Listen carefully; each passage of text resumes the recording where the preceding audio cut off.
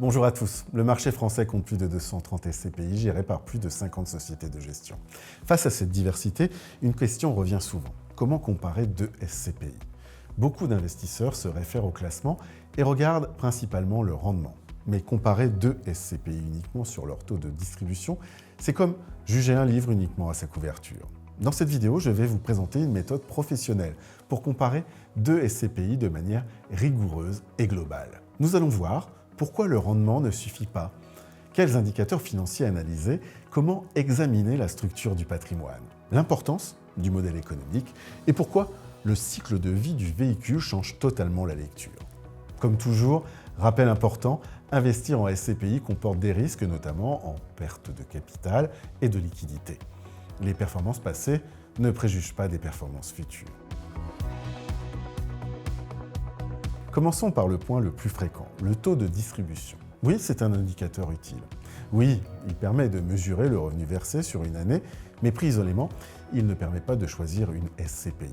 Pourquoi? Parce qu'un rendement élevé peut provenir d'une SCPI en phase de lancement, de revenus non récurrents, d'une reprise de réserve ou d'une stratégie plus risquée.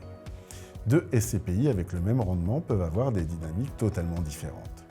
Par ailleurs, la SPIM impose désormais d'associer le taux de distribution à la performance globale annuelle. Comme son nom l'indique, elle mesure la performance globale d'une SCPI en combinant le rendement distribué et l'évolution du prix des parts, offrant une vision plus complète que le seul taux de distribution. Après la performance globale annuelle, on passe à une lecture plus structurée, le TRI. Le taux de rendement interne permet de mesurer la performance réelle d'un investissement sur une période donnée. Il intègre le prix d'acquisition, les dividendes perçus, la valeur de cession et surtout un facteur temps. Un TRI sur 10 ans est souvent plus pertinent qu'un rendement sur un an. Il permet de comprendre la cohérence de la stratégie, la discipline de gestion, la capacité à traverser un cycle immobilier. Comparer deux SCPI, c'est donc comparer leur trajectoire, pas seulement leur photographie annuelle. Ensuite, on regarde la qualité des flux. Et l'indicateur central ici, c'est le taux d'occupation financier. Le TOF mesure la part des loyers effectivement facturés par rapport au loyer théorique, mais un TOF élevé ne suffit pas. Il faut analyser son évolution dans le temps, la durée moyenne des baux, la concentration des locataires, le calendrier des échéances, le taux de recouvrement des loyers. Un TOF de 95% sur un portefeuille concentré avec des baux courts ne présente pas le même profil de risque qu'un TOF de 92% sur un portefeuille très diversifié avec des engagements fermes. Le TOF devient intéressant lorsqu'il est analysé dans son contexte. Maintenant, on change de niveau d'analyse. Il faut comprendre ce que détient réellement la SCPI. Est-ce qu'elle investit principalement dans des bureaux, dans des commerces, dans la logistique, la santé ?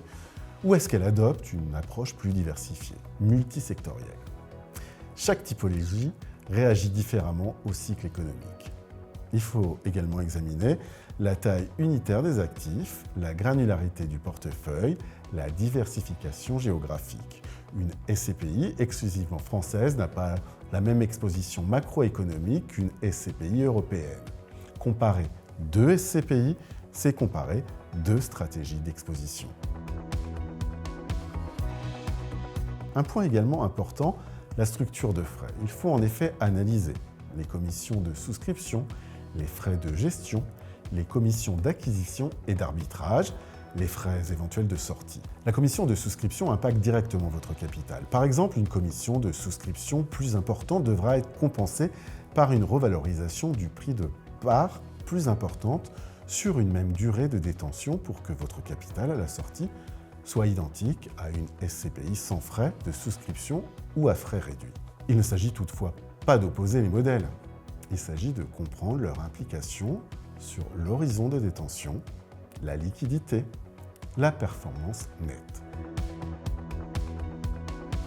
Dernier point essentiel, comparer deux SCPI de 2 ans et 15 ans d'existence n'a pas de sens. Une SCPI en phase de lancement constitue son portefeuille à un historique limité, peut afficher des indicateurs encore instables. Une SCPI mature dispose d'un historique sur cycle, permet une lecture plus robuste du tri. À travers ces différents environnements de marché, les indicateurs doivent toujours être interprétée à l'aune de l'âge du véhicule. En pratique, comparer deux SCPI suppose de croiser performance annuelle, tri long terme, TOF et qualité locative, structure patrimoniale, diversification géographique, ratio d'endettement, structure de frais, cycle de vie. L'objectif n'est pas de trouver la meilleure SCPI, mais de trouver la plus cohérente avec le profil et la stratégie patrimoniale du client. Chez Epsicatrem, nous pensons que l'analyse d'une SCPI doit être globale, structurée et transparente. Nous mettons à disposition de nos partenaires des indicateurs clairs, documentés et une lecture approfondie des données patrimoniales. Parce qu'au-delà du taux affiché, c'est la solidité du modèle et la qualité de gestion qui construisent la performance dans le temps. Si vous souhaitez comparer concrètement plusieurs SCPI ou analyser leur intégration dans votre stratégie patrimoniale, vous pouvez réaliser une simulation directement sur epsicat.fr ou prendre contact avec notre équipe. Nous serons ravis d'échanger avec vous. Comparer deux SCPI ne consiste pas à comparer deux rendements. C'est analyser une stratégie, un patrimoine, une structure financière, un modèle économique et une trajectoire sur cycle. La pertinence d'une SCPI ne se mesure pas à son classement annuel. Elle se mesure à sa cohérence dans une stratégie globale. Merci pour votre attention et à très bientôt.